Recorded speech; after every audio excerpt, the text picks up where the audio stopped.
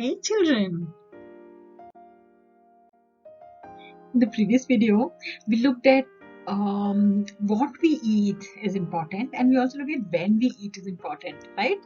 Um, so what we eat gives us nourishment. Okay, that's what we need in order to survive and thrive. And when we eat is important because we sort of follow the routine and our body responds positively to that. All our physiological, metabolic activities in the body are get ready to the food, and therefore we are able to digest it better, and we are able to get things into a routine so that when we eat, if it is a fixed time, then we're able to structure the body better, right? So does where we eat matter? Like, do we eat on the sofa, or we eat in the dining table, or sometimes we eat in the study room or in the balcony? Of course, once in a while we might eat, we might go on a picnic, or we might go to a restaurant and eat and all. That's different. But when we have school, we definitely eat regularly during the lunch break and the snack break. But when you're at home, which place is it that you eat every day?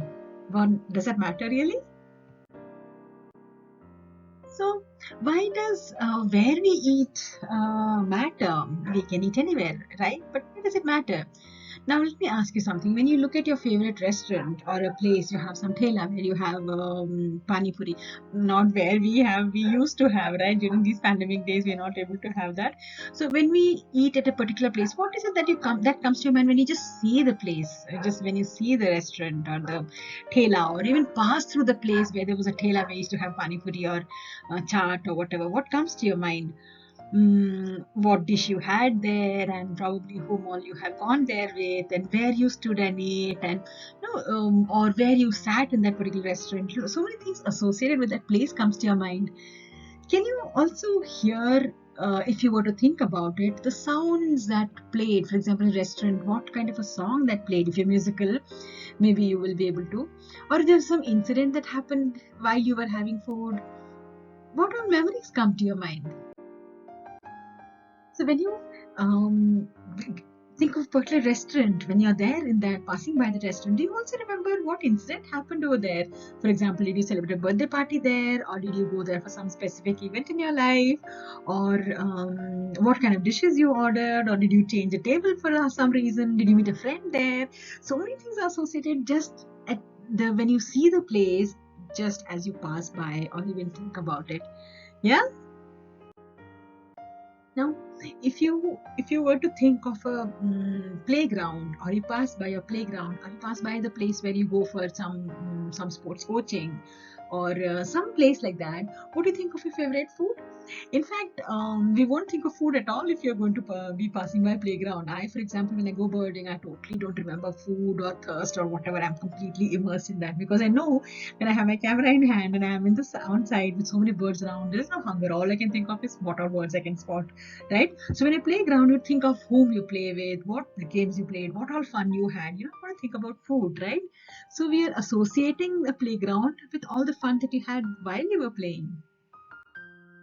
So we have memories associated with places. What do we do there? And if there are things that are automatic, for example, every day you go out to play, say, football or something. So 5 o'clock is your playing time, let's suppose, okay? Now, by the time it is 5 o'clock and you close your books and you're getting ready to play, so many things automatically fall in place. You pick up your shoes. If you are the one who takes the ball, you take the ball. You wear your sweatshirt. Everything falls in place. Every day we're not going to hunt through our cupboard and check, okay, should I wear this shirt or that shirt or what? I mean, there'll be some set of clothes that you have prepared for playing.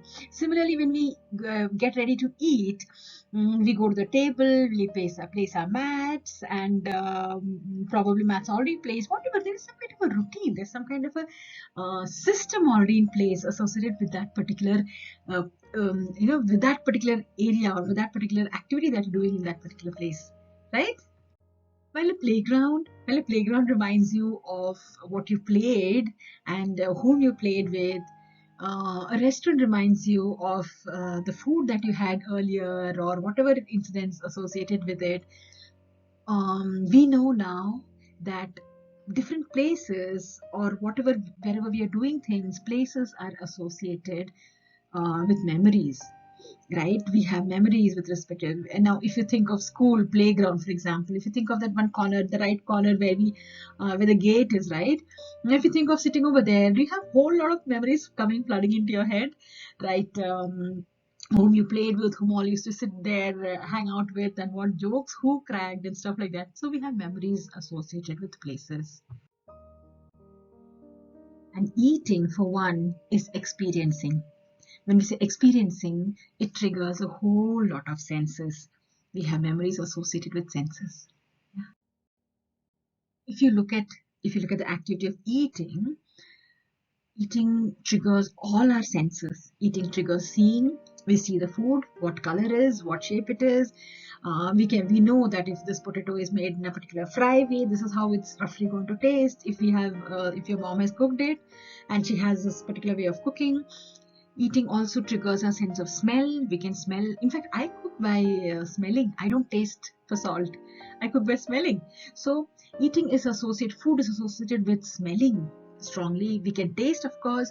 We can also hear the food that we are eating. Like we know that if potato is boiled, how it will taste when we bite into it. If it is fried, we know how it will taste. If you're making fries like French fries or something, how it will feel when we crunch it, or how potato chips will feel. It's the same thing. It's potato, and when we see a potato, if we can in our mind bring about a favorite dish, we can imagine all that how the food feels, right? And when we touch it, we know how soft it is, or it is crisp, or how it feels. So eating actually triggers all your senses.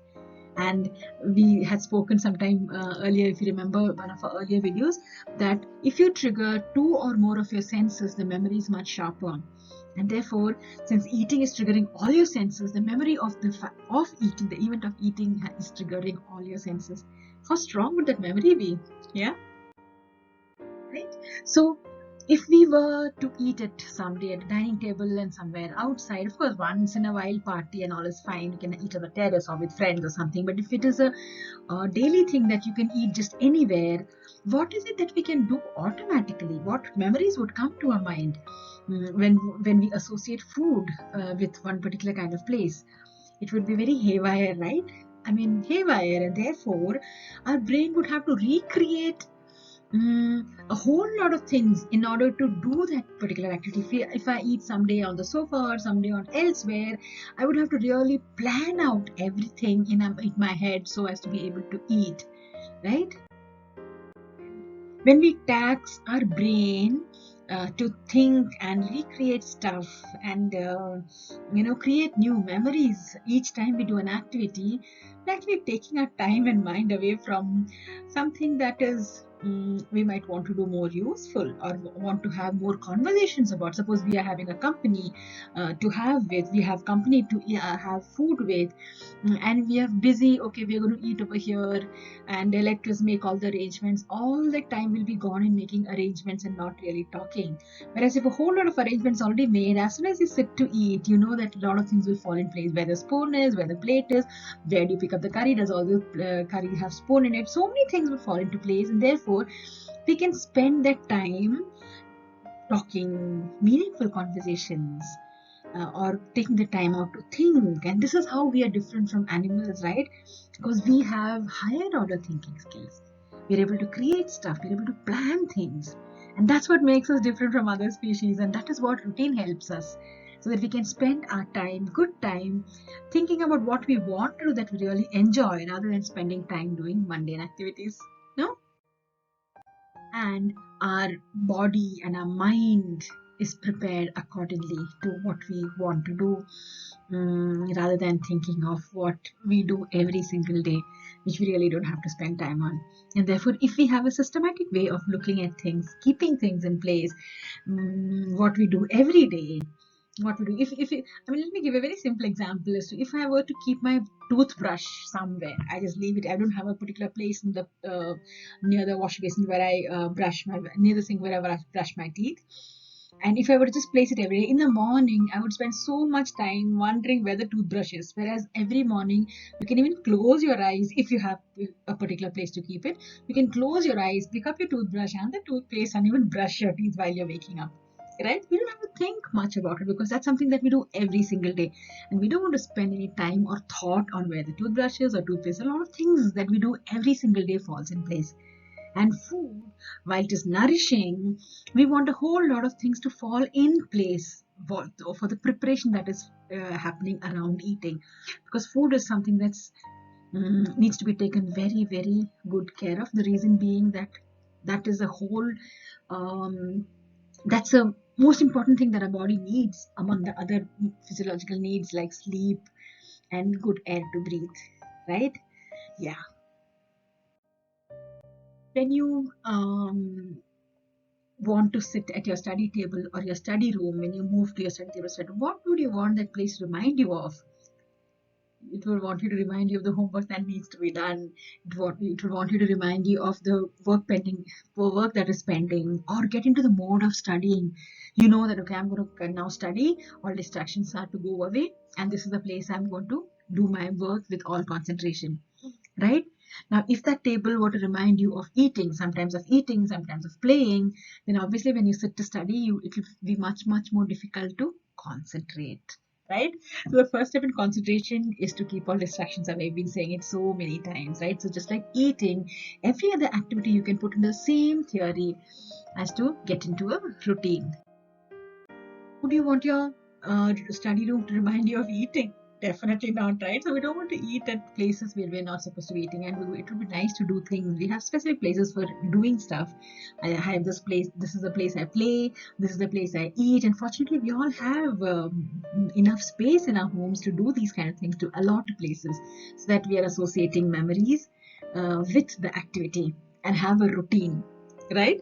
Now, I want to hear from you. How has routine helped you in the past? Now, routine about anything. It could be about your playtime or homework time or eating time, or how has routine helped? How has it made life easier if it has? Let me know.